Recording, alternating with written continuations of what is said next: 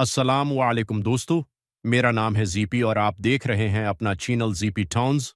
और आज की कहानी का उन्वान है अनोखा खजाना, जिसमें असद, रेहान, समीर, पारी और एक बुजुर्ग ने इस कहानी का किरदार अदा किया है। चलो देखते हैं उस कहानी में क्या हुआ है।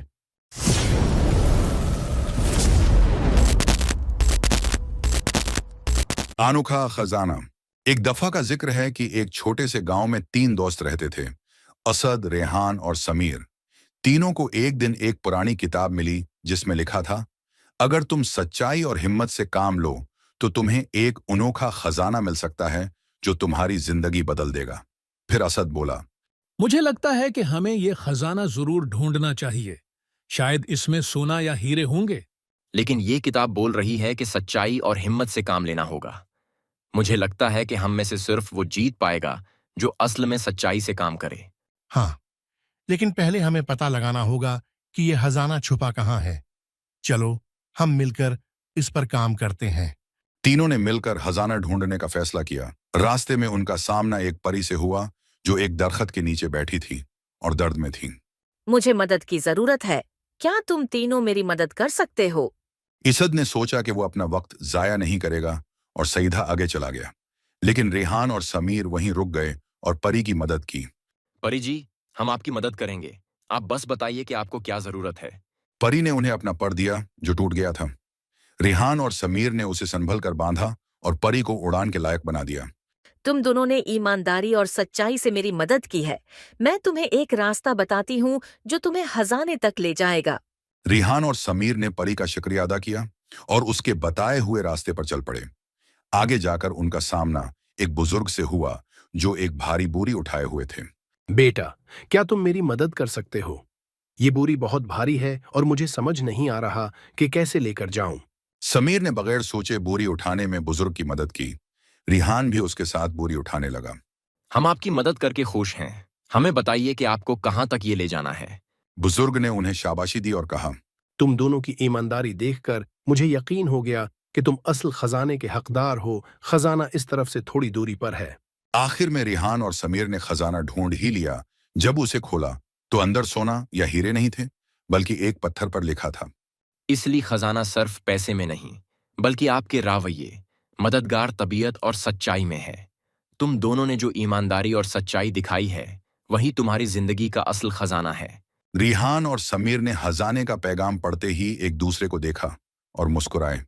उन्हें अब समझ आ गया था कि असल खजाना सिर्फ सोना या हीरे नहीं, बल्कि वो एहसास और इज्जत है जो किसी की मदद करने से मिलती हैं। उन दोनों ने पैगाम की बात अपने दोस्त असद को बताने का सोचा और उसे ढूंढने निकल पड़े। रास्ते में उनकी मुलाकात असद से हुई जो उदासी के साथ वापस आ रहा था। मुझे कुछ भी नहीं मिला। लगता है कि मैं उस खजाने को पाने के लायक नहीं हूँ। असद, खजाना सिर्फ सोना और हीरे नहीं होते। हमने जो पाया वो इन सब चीजों से बहुत ज्यादा कीमती है। हाँ, असल खजाना तुम्हारे राविये और नियात में होता है। तुम्हें याद है, रास्ते में हमने परी और बुजुर्ग की मदद की थी। उनका शुक्रिया ही हमारे लिए असल खजाना बन गया है। इसद ने हैरानी से उनकी बात सुनी और सोचा कि वो किस तरह अपनी जरूरतों और लालच में खो गया था। इसने पछतावा महसूस किया और कहा, मुझे माफ कर दो दोस्तों।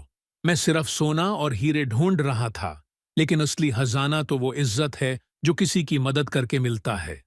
तुम दोनों ने मुझे आज एक बहुत बड़ा सबक सिखाया है। रेहान और समीर ने उसे दोस्ती से गले लगाया और कहा, हम सब ने मिलकर इस सफर में सीखा है। आज के बाद हम अपनी जिंदगी में मदद और सच्चाई का रास्ता अपनाएंगे। उसके बाद तीनों दोस्तों ने अपने गांव वापस आकर वहां के लोगों को भी यही कहानी सुनाई। गांव वाले उनके इस पैगाम से बहुत मुतासिर हुए और उनकी इज्जत और भड़ बार गई। आखिर में गांव के लोग समझ गए कि असल अमीरी और खुशी मदद और ईमानदारी में ही है। उसके बाद असद, रेहान और समीर ने मिलकर एक छोटा सा मददगार काम करना शुरू किया, जैसमें वो अपने गांव के लोगों की मदद करते। कभी किसी की फसल काटने में मदद करते, कभी किसी की मरम्मत में। धीरे धीरे उनका यह काम मशहूर हो गया और वो गांव में मददगार दोस्त के नाम से पहचाने जाने लगे। और इस कहानी से हमें यह सबक मिला है कि असल खजाना सिर्फ पैसे में नहीं होता, बल्कि वो इज्जत और प्यार में है जो ईमानदारी और मदद से हासिल होता है।